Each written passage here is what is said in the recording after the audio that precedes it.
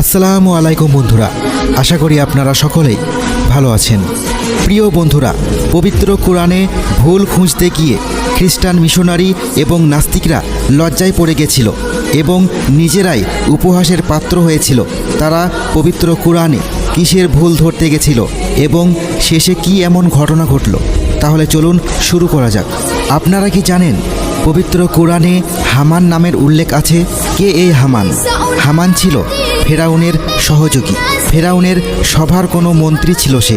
পবিত্র কোরআনের 3টি সূরায় 6 বার হামানের কথা উল্লেখ করা হয়েছে।